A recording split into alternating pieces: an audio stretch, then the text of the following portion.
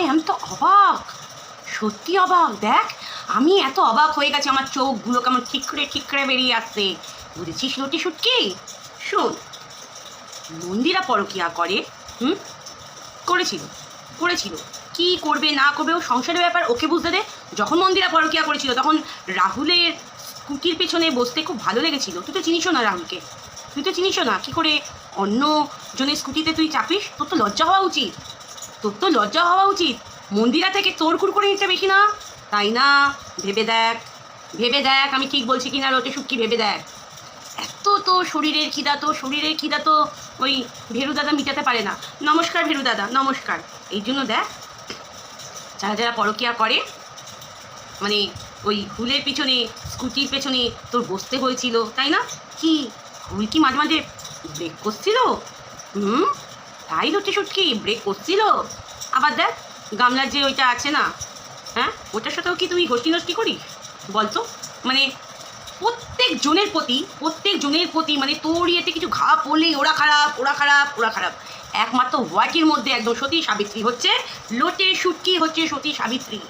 আমি কিছুতে ভয় পাই? আমার কি ট্যালেন্ট! আহা, দিনের পর দিন কেস খায়, দিনের পর দিন লিগাল নোটিশ আসে, ট্যালেন্ট এইটাতেই হচ্ছে তোর ট্যালেন্ট, তাই না? আর কি বলছিলিস যে মন্দিরার কথা, তাই না? মন্দিরা দীক্ষা নেবে, খুব খিল্লি উড়াচ্ছিস না? মন্দিরা দীক্ষা নেবে দেখে খুব খিল্লি উড়াচ্ছিস কেন? দীক্ষা নেবার কি মন্দিরার কি পারে না? দীক্ষা নিতে মন্দিরা পারে না? মন্দিরার থেকে সবার আগে লোটে শুটকি তোর দীক্ষা নেওয়া উচিত। কেন বলতো? তোর পাপের ঘোড়া অনেকটা পূর্ণ হয়ে গেছে, বুঝলি পাখি, লোটে পাখি? তুই তো কিছু জানিস না, দীক্ষা নেয় কেন সেটা তো জানিস না। এই জন্য তোর খিল্লি লাগলো মন্দিরা বেলুন মঠে গিয়ে দীক্ষা নেবে, এই জন্য তোর খুব হাসি পাচ্ছে, তাই না? এটাতে হাসি কী আছে?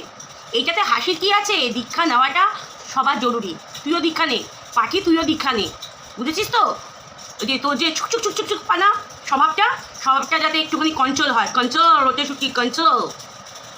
মানে কত বড় আবার বলিস তুই ভিডিওতে আমি ভালো না? তুই হচ্ছে একটা ঢেমনি পাখি, তুই হচ্ছে একটা ওয়াইটির মধ্যে ঢেমনি পাখি, বুঝেছিস? ওই যে এক একজনের চোখ মুখের ভাষা পড়তে পারে না, বুঝেছিস তো? যারা চোখ মুখের ভাষা পড়তে পারে তারা জানে তুই কেমন, ভালো মানুষই সাজিস।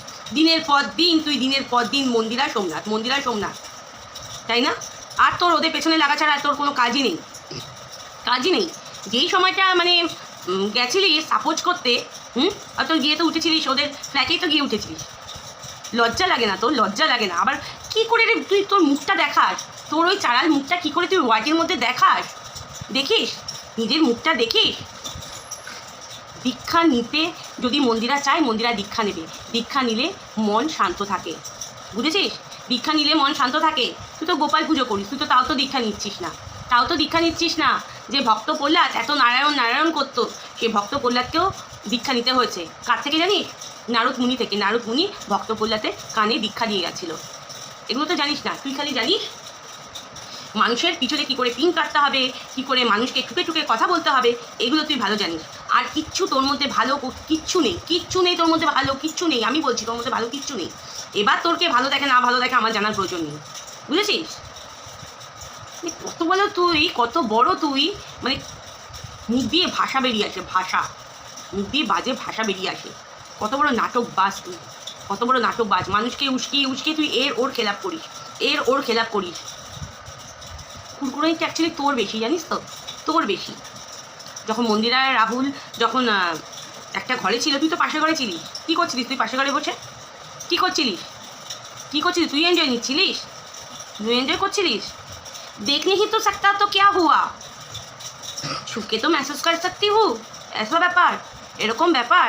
কানে শুনে মেহসুস করতে পারিস, দেখে মেহসুস করতে পারিস। কত কুটকুটানি রে তোর, কত কুটকুটানি। একটা মেয়ে হই তোর শরীরে যে এত কুটকুটানি রে, কি বলবো। তোর বাড়িতে না ভোরে কেস আসুক, তুই কেসে একদম জর্জরিত হয়ে যা, পুরো ঘিরে ধরু। নির্লজ্জ বেহায়া কোথাকার একটা বসে যায়, লজ্জাও করে না। এত লোক এত রকমভাবে কথা বলে, এত লোকের কান কাটা কুকুরের থেকে অধম। অপদার্থ বিয়াদব মেয়ে ছেলে কোথাকার। মিটাপে আমার নেকি ভাব দেখিয়েছিস, আমার চোখটা বন্ধ করে তোর ওই মিটাপের ওই মুখটা আমার মনে পড়ে। মানে কেমন মানে নিকি মানে লেলি, একটা লেলি একদম মানে কি ভদ্র সভ্য বাবা রে বাবা। হ্যাঁ, তুই খালি বোকা বানিয়ে যাচ্ছিস, দিনের পর দিন মানুষদের বোকা উল্লু বানিয়ে যাচ্ছিস। কতদিন বানাবি মানুষকে বোকা উল্লু?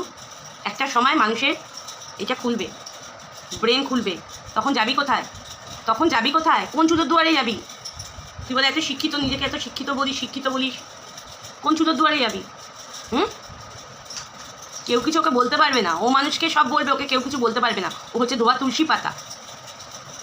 মন্দিরা পরকিয়া করেছে, এই জন্য মন্দিরা দীক্ষা নিতে পারবে না। মন্দিরা তো সমাজে বেঁচে থাকারই যোগ্য না। ও এমনভাবে লোকজনের সাথে বলছে, তুলে ধরছে লোকজনের সামনে। মানুষের জীবনে ভুল হতেই পারে। বার ঠুকরিয়ে ওই জায়গাটাকে একদম ঘায়ের থেকেও একদম বেশি করে ফেলছে। বিয়াদব অপদার্থ মহিলার জন্তু শালা। চল ফট এখান থেকে, ফট। টাটা বন্ধুরা, আমার ভিডিওটা আমি এখানে শেষ করছি। আপনাদের কমেন্টের মাধ্যমে আপনাদের মতামত জানাবেন। যে যেখানে আছেন সবাই ভালো থাকুন, সুস্থ থাকুন, এই কামনাই করি। সবাই ভালো থাকুন, সুস্থ থাকুন। আর এই সমস্ত নাটকবাজ অপদার্থ মহিলাদের থেকে দূরে থাকুন। যত দূরে থাকবেন তত ভালো। দীক্ষা নিয়ে জ্ঞান দিচ্ছে, দীক্ষা আগে কী জিনিস সেটা আগে জান, তারপর জ্ঞান দিবি। লোটে শুটকি পাখি।